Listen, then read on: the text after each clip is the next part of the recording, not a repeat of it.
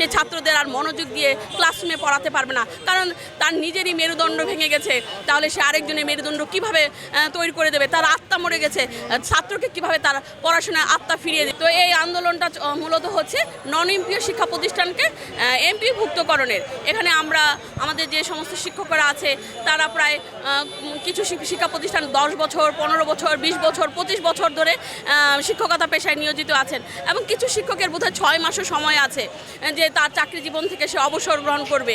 তো এই 6 মাস যে সময় আছে বা এর আগেই যেন সরকার মহোদয় যেন আমাদের যে নন এমপিও শিক্ষা প্রতিষ্ঠানগুলো আছে তিনি যেন একযোগে এমপিভুক্তকরণ করে দেন। এটাই হচ্ছে মাননীয় প্রধানমন্ত্রী এবং মাননীয় শিক্ষামন্ত্রীর কাছে আমার জোর আবেদন। তিনি যেন যত দ্রুত সম্ভব, এই সপ্তাহ হলে এই সপ্তাহে সম্ভব, তিনি যেন আমাদের এমপিও দেওয়ার ঘোষণাটা করে দেন। তাহলে আমাদের শিক্ষকেরা আর রাস্তায় ধুলোবালির সাথে অর্ধহারে দিনাতিপাত করবে না, শিক্ষকরা তাদের ক্লাসরুমে চলে যাবে। এবং যদি খালি হাতে শূন্য হাতে ফিরে যায় তাহলে তাদের আত্মা মরে যাবে, আর আত্মা যদি মরে যায় হয়তো এই বডিটা ক্লাসরুমে আর মনোযোগ দিতে পারবে না। সেই যে শিক্ষকদের গড়ার কথা, সেই শিক্ষকদের ছাত্রদের গড়ার কথা, সেই শিক্ষক বোধহয় সেই ছাত্রদের আর মনোযোগ দিয়ে ক্লাসরুমে পড়াতে পারবে না, কারণ তার নিজেরই মেরুদণ্ড ভেঙে গেছে। তাহলে সে আরেকজনের মেরুদণ্ড কিভাবে তৈরি করে দেবে? তার আত্মা মরে গেছে, ছাত্রকে কিভাবে তার পড়াশোনায় আত্মা ফিরিয়ে দেবে? এটা একেবারেই সম্ভব। অর্থাৎ জাতি আমাদের যে আছে সেটা ধীরে ধীরে এমনি ভেঙে যাবে।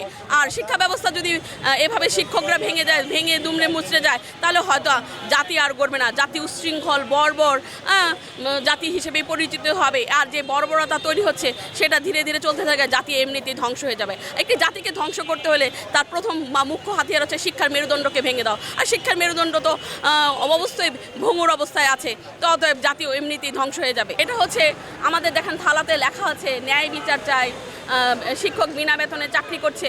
এটা হচ্ছে আমাদের একটা প্রতিবাদের ভাষা বা আমাদের দাবি দাবাটা সবসময় তো মুখে না, এখন কলম এবং কালি ব্যবহার করে সেই প্রতিবাদের ভাষাটা, চাওয়ার দাবিটা মাননীয় শিক্ষামন্ত্রী এবং মাননীয় প্রধানমন্ত্রীর কাছে যাচ্ছি।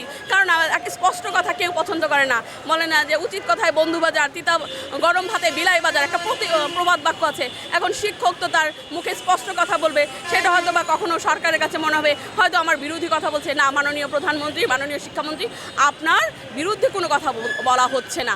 আমরা আসলে আমরা এতটাই অসহায় দুর্বিষহ জীবনযাপন করছি, আমাদের আত্মমর্যাদা এতটাই নষ্ট হয়ে গেছে সমাজের কাছে, পরিবারের কাছে, রাষ্ট্রের কাছে, যে আজকে আমরা রাজপথে নেমে আসতে বাধ্য হয়েছি।